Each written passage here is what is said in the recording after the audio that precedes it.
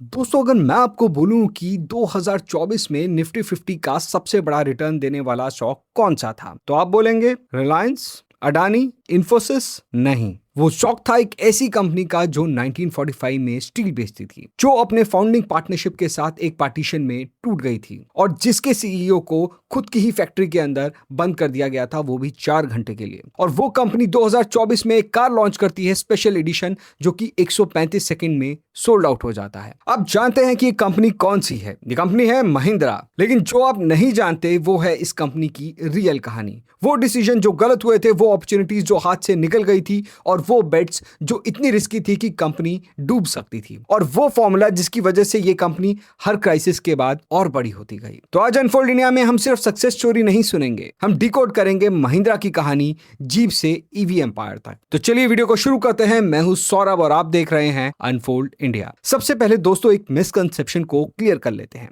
Mahindra originally car company नहीं थी। कहानी शुरू होती है दोस्तों 1892 से। पंजाब के लुधियाना में एक लड़के का जन्म होता है, नाम जगदीश चंद्र महिंद्रा, यानी कि जेसी महिंद्रा। पापा जल्दी गुजर जाते हैं और वो 9 भाई बहनों में से सबसे बड़े थे। पूरे घर की जिम्मेदारी इन्हीं के कंधे पर थी। अपने इंजीनियरिंग के दम पर जेसी टाटा स्टील के जनरल मैनेजर बन जाते हैं। ये टाटा स्टील का पहला नॉन पारसी जीएम था। एक आउटसाइडर ने मेरिट से जगह बनाई, वो भी एक फैमिली डोमिनेटेड कंपनी में। उनके छोटे भाई थे केसी महिंद्रा। जेसी ने उन्हें कैम्ब्रिज भेजा, इकोनॉमिक्स और इंटरनेशनल ट्रेड की पढ़ाई करवाई, और फिर 1939 में वर्ल्ड वॉर 2 शुरू हो गया। ब्रिजेस चाहिए थे, ट्रेन चाहिए थी, वेपन्स चाहिए थी, सब कुछ स्टील से बना हुआ था। और ब्रिटिश गवर्नमेंट ने जेसी को अपॉइंट किया इंडिया के पहले स्टील कंट्रोलर के रूप में, और केसी गए अमेरिका इंडियन परचेजिंग मिशन के हेड बन के। वहां से वॉर मटेरियल इंडिया लेके आने की उनकी ड्यूटी लगी। अमेरिका में केसी की मुलाकात हुई एक छोटे रग्ड और ऑल टेरेन व्हीकल से, नाम था विलीज जीप। अब यहाँ एक चीज समझना बहुत जरूरी है। आप पूछ सकते हो कि भाई ये हिस्ट्री क्यों सुना रहे हो? इसका जवाब है, जो महिंद्रा आज है वो इसी एक मूवमेंट की वजह से है। केसी का अमेरिका में विलीज के लोगों से कनेक्शन वही कनेक्शन था जो बाद में महिंद्रा को ऑटोमोबाइल इंडस्ट्री में ले गया। और ये हिस्ट्री नहीं है, ये एक फाउंडेशन की कहानी है। 2 अक्टूबर 1945 गांधी जयंती पर मुंबई में 3 दोस्तों ने एक कंपनी बनाई। नाम था महिंद्रा एंड मोहम्मद। तीसरा पार्टनर यानी कि मलिक गुलाम मोहम्मद प्रोफेशनल से सीए था, सीनियर सिविल सर्वेंट था और बहुत ही क्लोज दोस्त था। Steel trading company post war India infrastructure में बूम देखा गया। डिमांड थी, नेटवर्क था, नॉलेज था, परफेक्ट टाइमिंग थी। लेकिन 1947 में इंडिया पाकिस्तान का पार्टीशन हो गया। मलिक गुलाम मोहम्मद पाकिस्तान चले गए, और सिर्फ चले ही नहीं गए बल्कि बने पाकिस्तान के पहले फाइनेंस मिनिस्टर। पार्टनरशिप टूट जाती है और जेसी और केसी के सामने एक फनी प्रॉब्लम आ जाती है। सारी stationery, stamps, letter head, envelope, सब पर M&M छपा हुआ था, और एक M तो पाकिस्तान चला गया। अब सॉल्यूशन क्या था कि या तो कंपनी का रीनेम करो, M&M को महिंद्रा एंड महिंद्रा कर दो, एक भी रुपया वेस्ट नहीं होगा। महिंद्रा एंड मोहम्मद से अब कंपनी महिंद्रा एंड महिंद्रा बन जाती है। यहां से पहला बिजनेस लेसन मिलता है कि महिंद्रा का डीएनए मैन्युफैक्चरिंग से पहले अपॉर्चुनिटी स्पॉटिंग का था। और ये कंपनी किसी रोमांटिक विजन से नहीं बनी थी, ये कंपनी बनी थी मार्केट गैप को जल्दी पकड़ने की एबिलिटी से। और यही सेम पैटर्न महिंद्रा की पूरी हिस्ट्री में बार बार देखने को मिलता है। अब बात करते हैं दोस्तों 1947, जब केसी महिंद्रा अपने अमेरिका के कनेक्शन का फायदा उठाते हैं। विलीज जीप के पार्ट्स इंडिया में इंपोर्ट होते हैं, मुंबई के माजागांव फैक्ट्री में असेंबल होते हैं, और बस Mahindra and Mahindra automotive sector में एंटर कर जाता। अब यहाँ एक सवाल आता है, क्यों कोई महिंद्रा की जीप खरीदे?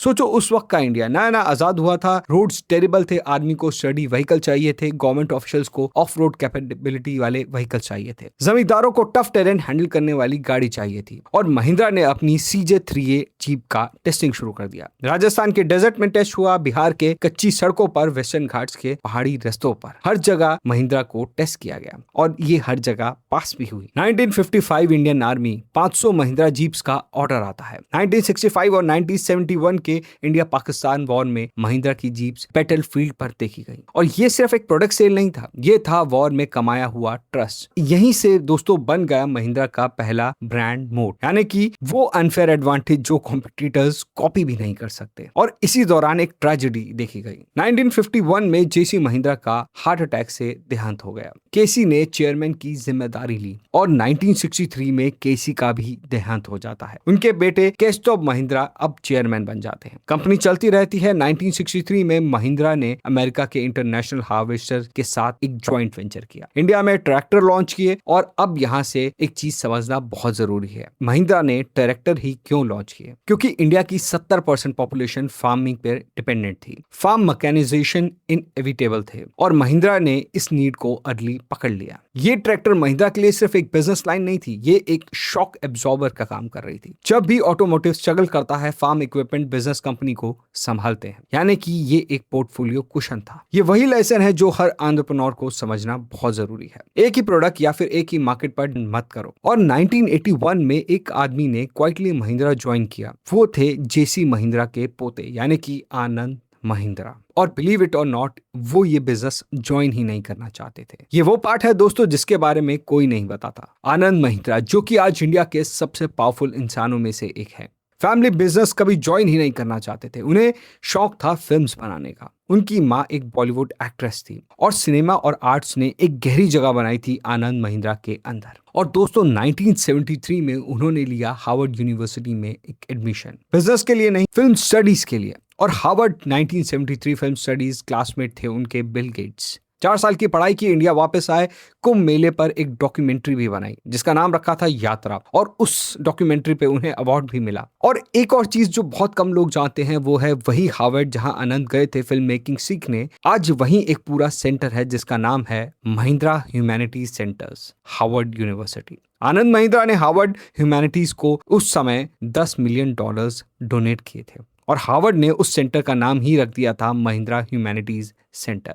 एक आदमी हार्वर्ड गया फिल्म मेकिंग सीखने, वापस आया तो बिजनेस की दुनिया ही बदल गई और हार्वर्ड का एक पूरा सेंटर उन्हीं के नाम का हो जाता है। प्लान बिल्कुल क्लियर था, फिल्म मेकर बनना है, लेकिन जिंदगी के अपने प्लान्स होते हैं। 1981 में रिलक्टेंटली आनंद ने फैमिली बिजनेस को ज्वाइन किया। उन्होंने महिंद्रा स्टील में फाइनेंस डायरेक्टर के एग्जीक्यूटिव असिस्टेंट के काम शुरू किया। 8 साल में उसी कंपनी के प्रेसिडेंट भी बन जाते हैं। फिर आया दोस्तों 1990s का क्राइसिस। इंडिया की इकोनॉमी वीक हो चुकी थी, महिंद्रा के शेयर्स क्रैश हो गए थे और एक mysterious foreign investor quietly shares को खरीद रहा था। उसी समय केशव महिंद्रा ने आनंद को बुलाया और उन्होंने कहा महिंद्रा एंड महिंद्रा का डिप्टी मैनेजिंग डायरेक्टर बनो और एक golden share holder strategy use करो। ट्रस्टेड इन्वेस्टर्स को शेयर दिलाओ ताकि कंट्रोल फैमिली के पास ही रहे। और यही स्ट्रैटेजी काम करने लगी। और फिर आनंद महिंद्रा ने पहला काम किया, कांदीवली फैक्ट्री में गए जहां वर्कर्स 7 महीने से स्ट्राइक पर थे, दिवाली बोनस की डिमांड कर रहे थे और आनंद महिंद्रा ने सीधा बोला कि जब तक प्रोडक्टिविटी नहीं बढ़ेगी कोई भी बोनस नहीं मिलने वाला। वर्कर्स ने यह बात सुनकर उन्हें फैक्ट्री के एक ऑफिस में बंद कर दिया, वो भी अगले 4 घंटे के लिए। अब यहाँ एक सवाल नेचुरली आता है कि एक आदमी जो कि फिल्म मेकर बनना चाहता था उससे ये गुस्ताखी कैसे करी? जवाब सिंपल है, वो आदमी समझता था कि शॉर्ट टर्म में अनकंफर्टेबल होना लॉन्ग टर्म में कंपनी को बचा सकता है। 4 घंटे में वो ऑफिस से बाहर आए, वर्कर्स ने बात मान ली और जिसका रिजल्ट ये रहा कि 3 सालों में फैक्ट्री की प्रोडक्टिविटी 150% बढ़ गई। पहले 1230 वर्कर्स डेली 70 इंजन बनाते थे। 3 साल बाद आधे वर्कर्स 125 इंजन पर डे बनाने लगे और ये था एक नया महिंद्रा। 1991 इंडिया लिबरलाइज होता है, दुनिया भर की कंपनीज इंडिया में आ गई और यहाँ एक और इंपॉर्टेंट चीज समझ में आती है। ज्यादातर लोग 1991 को इंडिया की आईएनसी के लिए अपॉर्चुनिटी के रूप में देखते हैं, महिंद्रा के लिए ये सबसे पहला डेंजर था। अब ऐसा क्यों? क्योंकि लिबरलाइजेशन के बाद फॉरेन ब्रांड्स आए, क्वालिटी बेंचमार्क बढ़ गया, कस्टमर एक्सपेक्टेशन अर्बन हो गई, स्टाइलिंग, कंफर्ट और रिफाइनमेंट सब कुछ मैटर करने लगा। और महिंद्रा के पास क्या था उस वक्त? एक भी गाड़ी नहीं जो कि स्क्रैच से खुद बनाई हो। जो जीप थी वो कमांडर थी, सब किसी और का लाइसेंस, किसी और के पार्ट्स और किसी और का डिजाइन। अर्बन कस्टमर को अट्रैक्ट करने के लिए एक मॉडर्न फीचर्स का होना और नए फ्रेश डिजाइन का होना बहुत जरूरी हो गया था। तो कंपनी उस समय क्या डूबने वाली थी? यहाँ एंटर होते हैं दोस्तों पवन गोयनका। दोस्तों आनंद महिंद्रा ने एक R&D डिपार्टमेंट बनाना चाहा। न्यूज़पेपर में रिक्रूटमेंट ऐड निकाली। एक बंदा जो कि अमेरिका में जनरल मोटर्स में काम करता था, 14 साल का एक्सपीरियंस था इंजन डिजाइन और डेवलपमेंट में। दोस्तों 1986 में एक बॉलीवुड मूवी आई थी पंकज उधास की जिसमें एक गजल थी कि चिट्ठी आई है।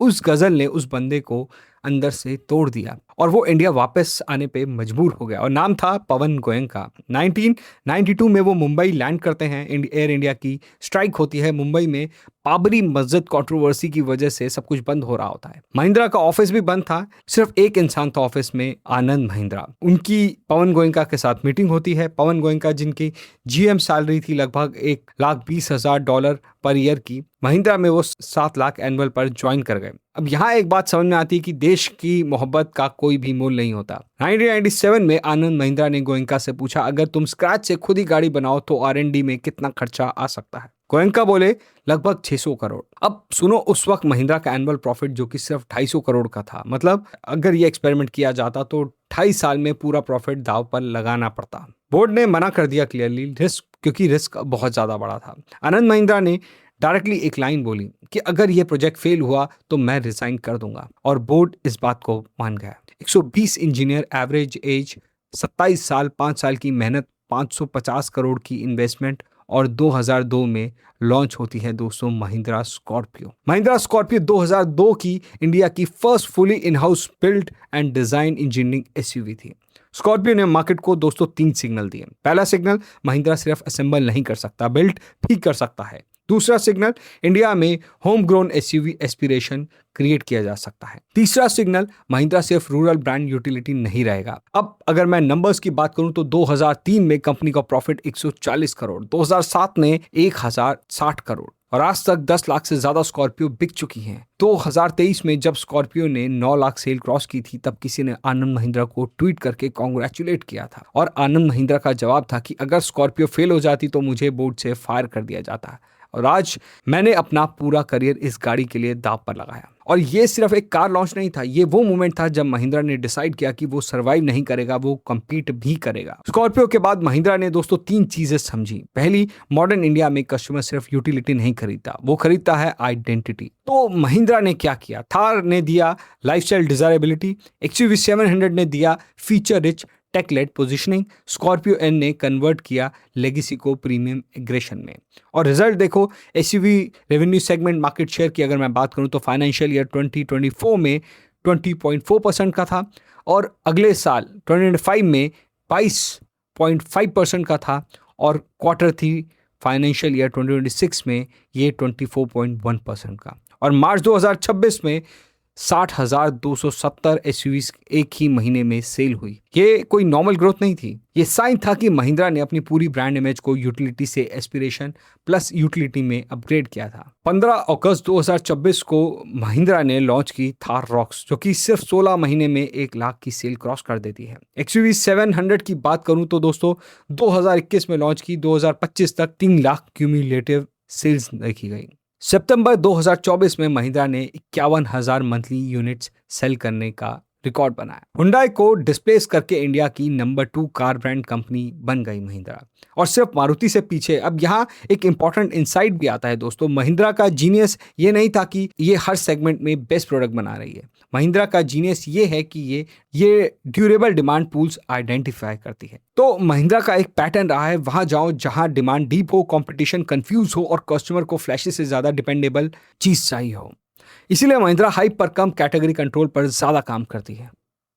अब एक ऐसी चीज बताता हूं जो कोई केस स्टडी नहीं बताता। महिंद्रा का सबसे पहला मार्केटिंग वेपन, ना कोई टीवी एड था, ना कोई सेलिब्रिटी एंडोर्समेंट था, ना ही कोई 100 करोड़ का कैंपेन था। वो था एक ट्विटर अकाउंट, और वो भी आनंद महिंद्रा का खुद का। लेकिन ये मत समझो कि ये कोई रैंडम सोशल मीडिया चैनल है, ये बहुत ही कैलकुलेटेड स्ट्रैटेजी है, और मैं प्रूफ के साथ बताऊंगा।